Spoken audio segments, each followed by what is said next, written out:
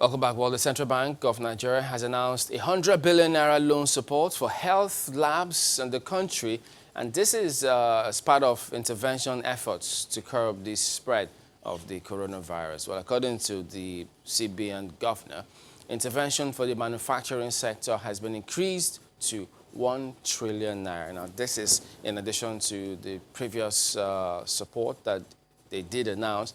They also did announce reduction in interest rates for the intervention funds that they also put up. But they're going to have a meeting with the DNBs, commercial banks, to see how they can ratify some of these steps moving forward. So to examine some of those, in addition to the reduction of petrol price from 145 naira to 125 naira, we've got Mr. Kyari here with us. He's a former chairman of the Nigeria Economic Summit Group. Thank you for coming on this morning. Thank you, Chamberlain. It is one of those, this is a unique time. Novel coronavirus, nobody knows what to expect these days. I mean, what works in one clime doesn't work in another clime, both in terms of the health, even the economic indices and economic policies.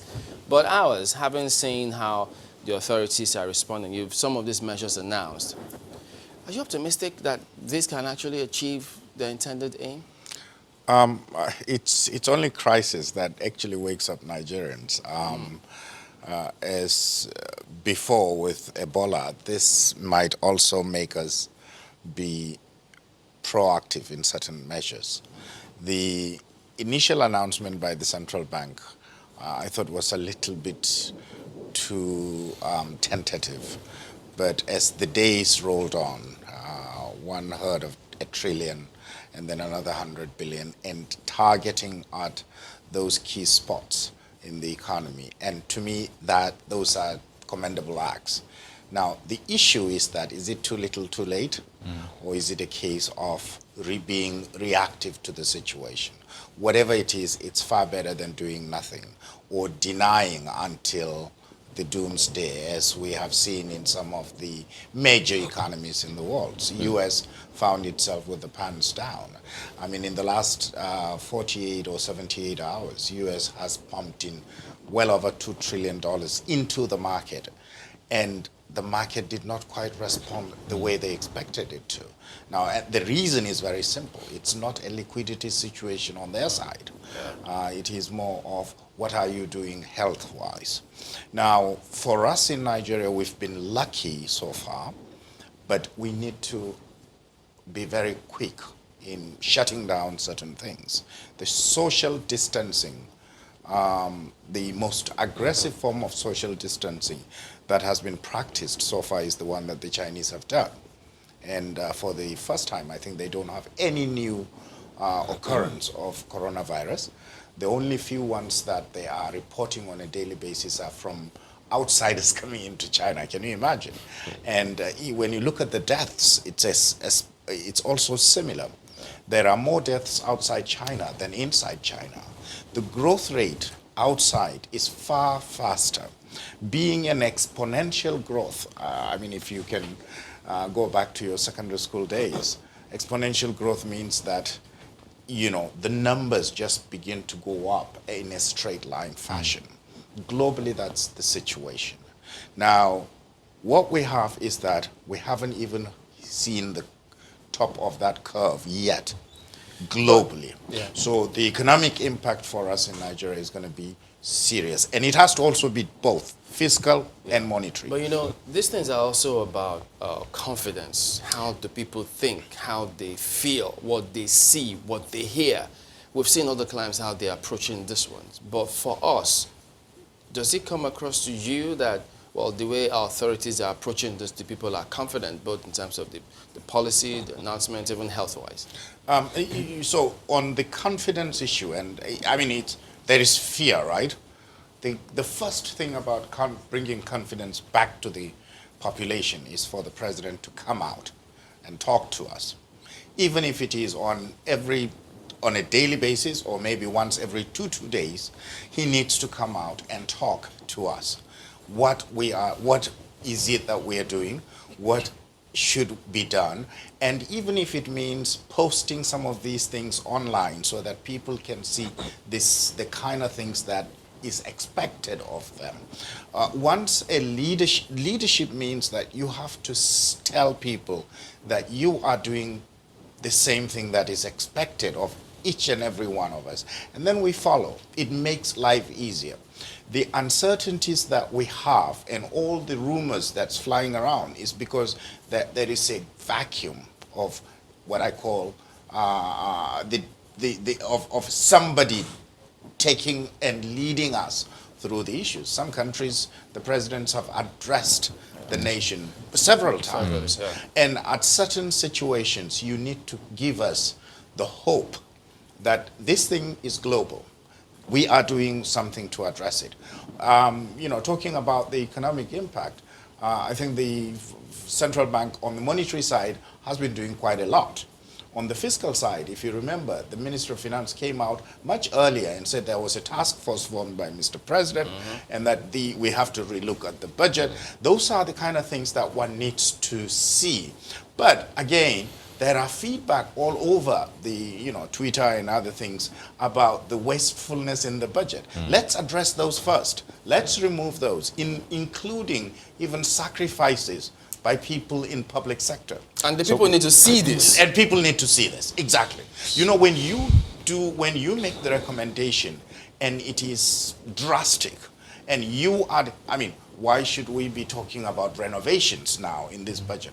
All renovations need to be removed. These are things that can wait, right? Anything that is not critical should wait. So anything that is critical and will add value, and value not in terms of just economic value, it saves lives. If there is additional investments in the healthcare space, please do it. So when you see that 1.5 trillion naira slashed of the 2020 budget in areas of under recoveries, it talks about capital expenditure for MDAs, does that give you some form of hope that, okay, maybe we're doing this right, at least? It's a good start. It's a good start in the sense that it means some people are serious about looking at the budget. And the question then is that why wasn't those done in the first place? But let's see also sacrifices being adopted. Say the Senate, the House, the higher level public sector employees, let them also come out and demonstrate, including Mr. President. Let them come out and demonstrate to the common person. There are people who actually have to earn a living on a daily basis to put food on the table. Now, when trade freezes, when buying and selling slows down, that deceleration of the economy will affect those people harder than, And that's the part that I was going to ask you. CBN policies, how will they address this kind of people? Those are some of the things. I think, there was a component where CBN was talking about SMEs and their intervention funds. But I believe that they also need to look at how can they directly impact this micro, small and medium enterprises. Nirsal and the others are agri. It's a long gestation period. Some of the intervention funds have already been given. So those people would have interest rate holiday or reduction, but that will not affect the person who is out there on a daily basis. Exactly, earning their living on a daily basis. That's a very crucial issue, and I think a larger number of people in the economy are in that space. But before we dive into that, I wanted to ask a question about the budget. So even the reduction that we have seen so far, do you think it is sufficient, given that it's not even up to the amount of money that's the deficit? So how do we haven't, no one has looked at that. You've touched it, because the deficit in the original budget was around nearly 2 trillion. And once the assumption of the oil price and the oil volume on the daily volume were made, and we are now off by nearly 40% on the price, 45% to be precise, and possibly another 20 or 30% reduction in the volume. When you combine those two, the total inflow or expected revenue of the federal government is going to be far short. Now, the other thing is that historically, by historical I mean the most recent history, the last 4 5 years, Nigeria's revenue projections and actual collections were off by close to 40% on average. So even on our assumptions that we made late last year, we would probably expect that 40% gap, which is why we have the 2 trillion naira deficit. If you now squeeze, or rather increase that margin by another 10 or 20%, you are now looking at possibly 3 trillion gap. So if you cut 1.5 trillion, you're still 1.5 trillion, borrowing. Yeah. And of course, the ways and means would still be there, but the expectation is to seriously go into the budget with a large, sharp knife or axe and gut a lot of things that are not value adding. But you have in mind that there are things we need now. Yeah. Investments in healthcare, facilities, equipment, the masks, the ventilators, name them. Those are absolutely critical. We need to get them. So those should not be touched. And those are the things that I believe that the CBN has addressed in the question that Chamberlain has asked. But then people also would wonder, how would the CBN inject this money in the economy to reflate the economy? What's the process? In what ways will it go? The process is always what, we have to do this in a very deliberate, purposeful, and cautious manner. It can do it through the developmental agencies, some of the,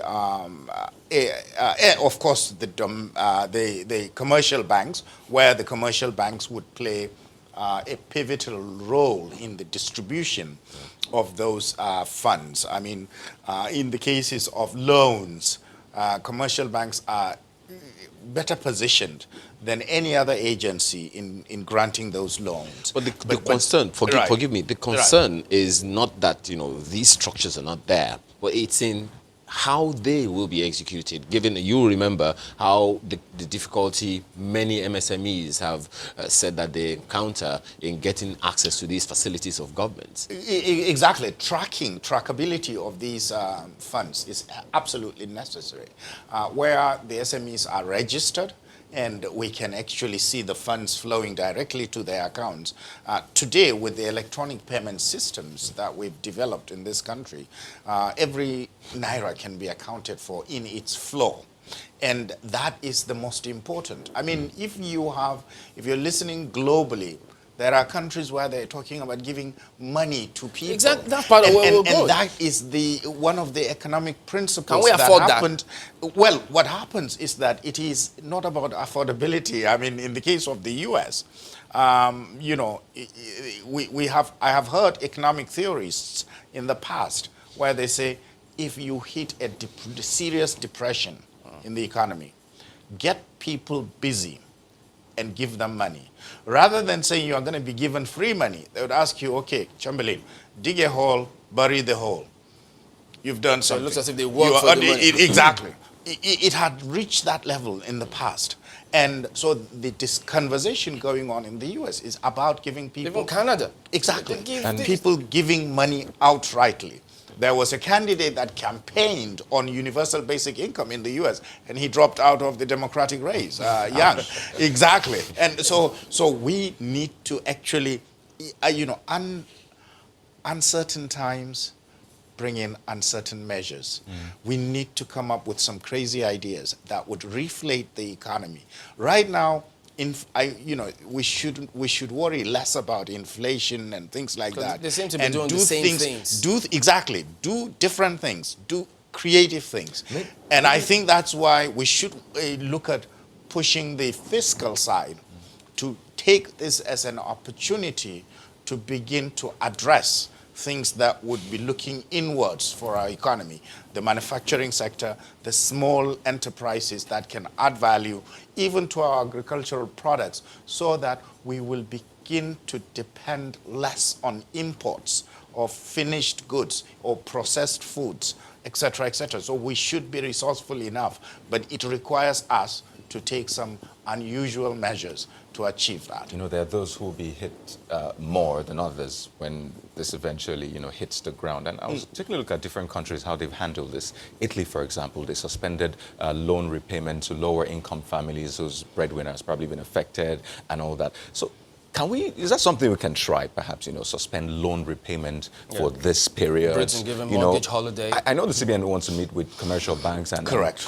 But is that something we can look into? I think everything should be on the table. In fact, on the monetary side, I would commend the CBN for the measures it has so far put on the table, and I would expect more as the discussion goes on. The loan payment holidays and things like that, it's in fact all across now. US is even talking about extending tax payments.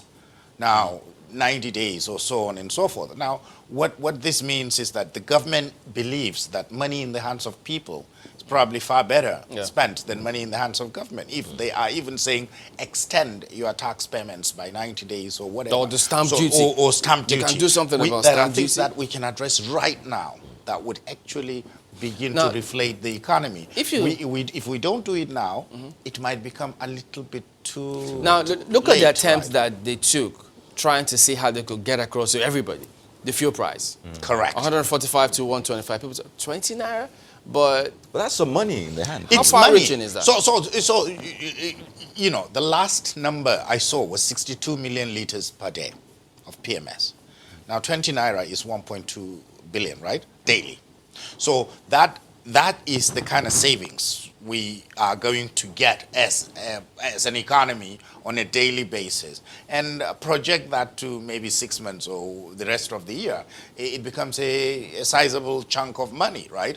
Now, the one of the things that I had in mind when the price of PMS was reduced is that it also now gives the government the opportunity to remove subsidy altogether. The elephant in the room. Come back, exactly. Come back and tell us that since we have now achieved this, let's just, as we have deregulated and by the way, look kerosene. at that. This is this morning. This is this morning. Oh my goodness. It's still 145. It's still 145.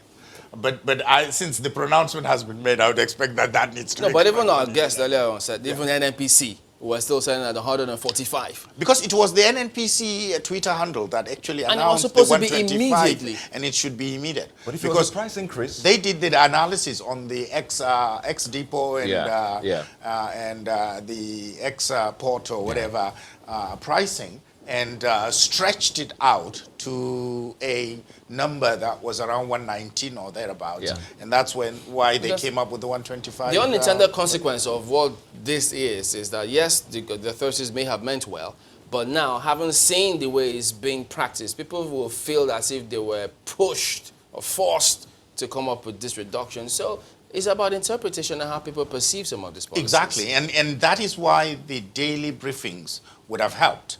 If let's say they said, look, we have looked at it, we're going to reduce the price of PMS and by X date. So it gives them room to do all the things that are absolutely necessary for them to get the trust back of the people. I want to ask, I know we've talked about this, but is there really an opportunity for us here to emerge out of this even stronger? Is there an opportunity? I believe it's when you get pushed to the wall that the way you react or the way you respond, you come out with characters that you do not have initially.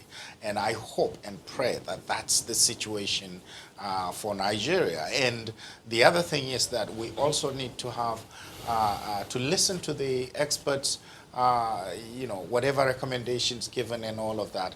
I know that it is not enough just to say, this is going to be bad, it would get worse. Yes, we know it may get worse. But what we need to do is to have a deliberate plan on taking this opportunity and moving on. And one of the key opportunities is what I had highlighted earlier. We need to focus inward. We need to discourage importation and encourage production, because those are the engines for job growth. Right now, we're going to lose jobs for the next, maybe 2-3 months, maybe longer. But we need to look at it as an opportunity for us to build character, build the muscles, and then come out and begin to rely on ourselves rather than on others for things that are commonly produced by most other economies. What kind of conversations should we be having with the private sector in the vein of what you have just talked about? Because, yes, take this on board. Governments at various levels are talking about reducing, encouraging social distancing, right, banning movements as much as possible, well, restricting movement as much as possible, banning gatherings of many people and all of that. That means reduced patronage for businesses. Correct. Reduced patronage means reduced income. Reduced income means less profit, which means they may not be able to sustain paying salaries. Right. Right. So the palliatives that the central bank is proposing should be directed at the job-creating machines in the private sector, and those are the small and medium enterprises. A large organization with 20,000 employees may weather the storm much more easily than a small mom-and-pop operation with 5 or 7 employees. Because what you have said is going to happen, especially in the hospitality space. I'm talking about restaurants, hotels, people that actually benefit from the travel industry, the people that are eating outside, hospitality and all of that. Now, those would require some kind of assistance, or we need to boost those using technology. By that I mean you can use your app to order, to order your amala and whatever, and they deliver it.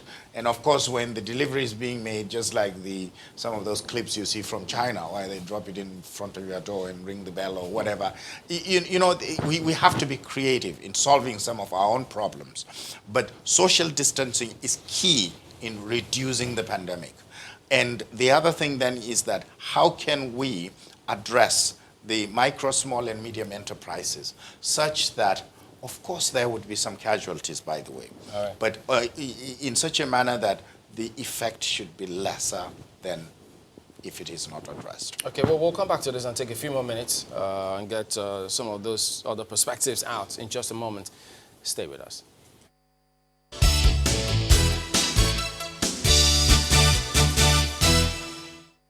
As a result of the COVID-19 pandemic, you are all aware that oil prices have drastically dropped. And we know that this really will translate to a lot of sufferings on the part of Nigerians. Therefore, the President has graciously approved that the pump price of petrol should also accordingly drop. So the pump price of petroleum, of petrol, will be from now 125 for now. If there is any further drop, it will even drop further. We are introducing a price modulation mechanism, which will allow the price to drop or rise with the rise in crude oil prices, so that our people will not just take the brunt of this crude oil price drop, but also get at least some benefit from it. It will take effect, it will just take the time, it will take PPPRA to work out the price details, and then it will take effect immediately.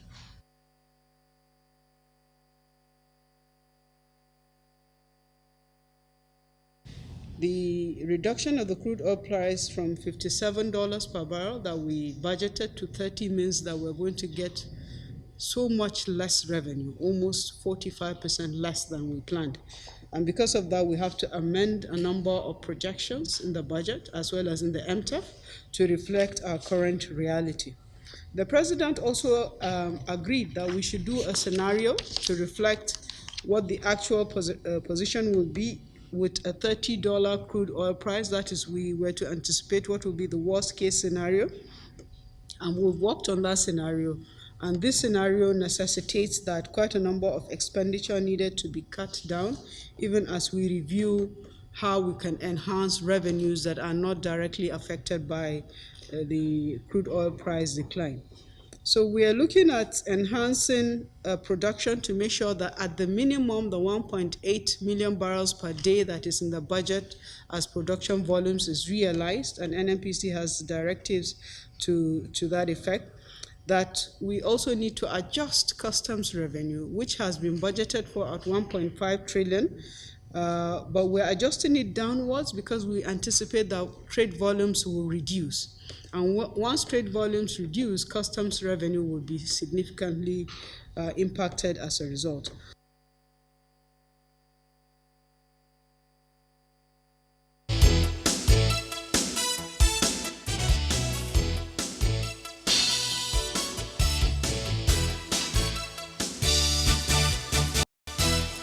It's our concluding moments now with Mr. Booker. Well, yes, as we did also remind you, we did bring you those images, how those fuel stations have not reflected the adjustments yet. So we'll send the cameras back and keep watch and find out why hasn't that been done. We thought that it was supposed to have been done immediately. That was the word that came with that announcement. So as we speak, this was this morning, by the way. Well, Mr. Kyari, about these announcements that the CBN has made, the intervention, why can't we have interest-free loans in the first place? Those would have been those creative moves that is absolutely essential. Because if you look at even some of the Western economies, their rates have actually gone down to the floor. But that's copy and paste. Exactly. That's the right copy and paste, right? No, but if that one works for us. The part is that right now our MRR is around what, 13.5%. Now, for you to bring it all the way down to zero, it might be really drastic. It could be shocking. But on an intervention policy level, let's say the healthcare, or say hospitality, the food and industry, or whatever, if you now say as part of an incentive, it would be a zero-free or 3-year moratorium loan with a single digit after that and things like that, it means that you are actually reflating the economy. You're pumping money in. At the same time, you are holding people accountable for that money. So it's not free money, it's still a loan. And we can begin to address those issues. It may actually be an opportunity for us to look at the short and medium term of the opportunity for us to begin to manufacture, to have light manufacturing, not the complex things, but things that we absolutely need. Like toothpicks and the rest, right? But so in seriousness, those are the kind of things that would, this sort of thing that has happened globally can present to us as an opportunity. Now we see that they've announced banned, but schools are closing. Right. I think the dailies here, Northwest, North Central, closed schools. Lagos has banned religious gathering. I think Ogun has done the same thing. Lagos has shut down public and private schools. And then we know that government initially had this, or they had this school feeding program, and they told us that enrollments in schools increased as a result of all of this. Right. It means that might be part of the reasons why people were going to school in the first place. Now that you're taking that away, how are those people going to go back and get those are the complexities that actually present itself. Same thing everywhere in the world. I mean, the last number I saw was about 800 million children are now going to be out of school, globally speaking, and probably it's going to be more with ours coming on in the pipeline. The issue of what, even the parents, how are you going to deal with your kids at home if you are working and all of that? There would be the issues of childcare and all of that. So we are going to be faced with complexities. I would wish at the state level, some of the states have started responding much earlier than the federal government, but we want the federal government to address it at a national level, because even if we have pockets of states that are having gatherings, it can infect the whole.